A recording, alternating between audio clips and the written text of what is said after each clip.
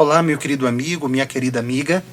O texto para a nossa reflexão de hoje está no livro de Ezequiel, capítulo 18, versículo 2, que nos diz: que é que vocês querem dizer quando citam estes provérbios sobre Israel? Os pais comem as uvas verdes e os dentes dos filhos que se embotam?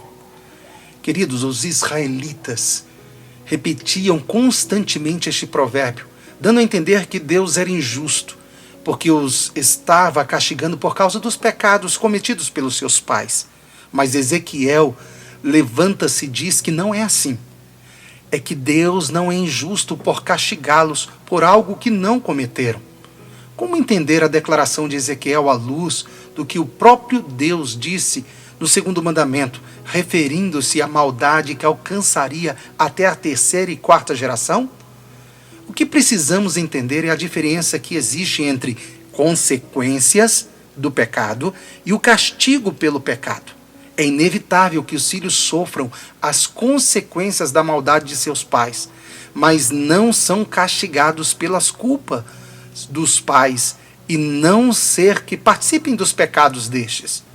Por exemplo, é inevitável que um pai alcoólatra transmita ao seu filho algum problema próprio de um homem viciado no álcool, ou que uma mãe grávida que fuma obrigue seu filho a nascer com algum problema congênito.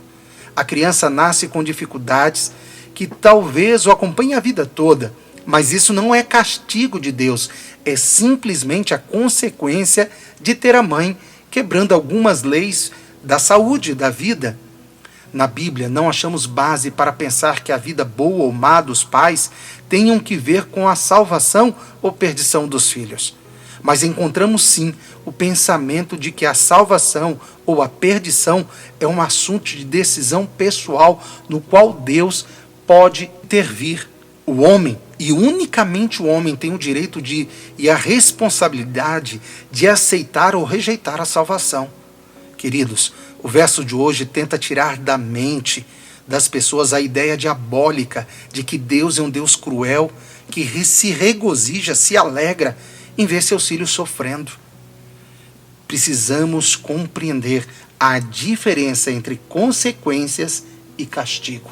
Eu quero orar contigo. Pai, pedimos pelos nossos ouvintes, aonde estiverem, que eles possam compreender a diferença entre consequências e castigos. Nos colocamos em tuas santas mãos, nos faça mais semelhantes a Jesus. É o nosso pedido e oração em nome de Jesus. Amém.